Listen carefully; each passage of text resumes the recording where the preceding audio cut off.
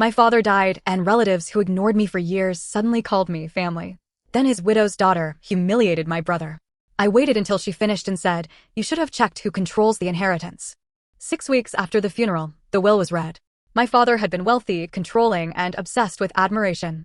He owned properties, investments, cars, and artwork, but nobody knew how much debt he had left behind.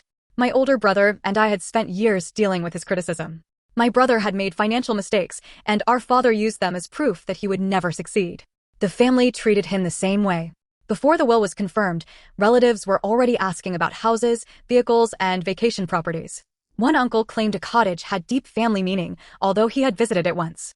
Then the lawyer announced that I had been appointed executor and trustee. I could not do anything I wanted. The will required minimum payments to certain relatives, and every major decision had to be documented. But after those minimums were handled, I controlled the remaining distribution. Suddenly, relatives who had ignored me for years sent childhood photos and pretended we had always been close. My aunt offered to help me decide what was fair, then explained why she and her children needed the most. The worst behavior came from my father's widow's daughter. She was never adopted and was not named in the will, but she acted like she owned the estate. One afternoon, she watched my brother pick up the watch specifically left to him. "You're not taking that," she said. "It belongs to me," he replied. She laughed.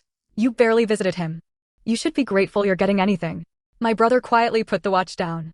That broke something in me. I stepped forward and told her to stop interfering. She smirked. "You don't control me." "No," I said. "But I control who participates in the estate." She looked at my brother again. "You still don't deserve it." I let her finish. Then I said, "Good. Now watch me decide who gets everything." After that, I sold the properties, investments, artwork, and most vehicles through independent professionals. My father's widow received enough to live securely. The one uncle who stayed respectful received a generous amount. Relatives who threatened and pressured me received the legal minimum or only slightly more. The widow's daughter received nothing because she was not a beneficiary.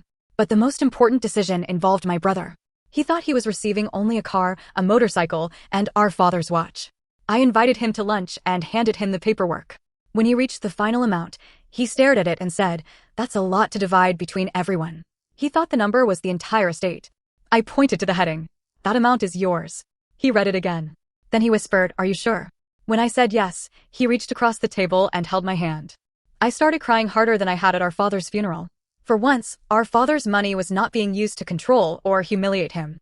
It was giving him a future.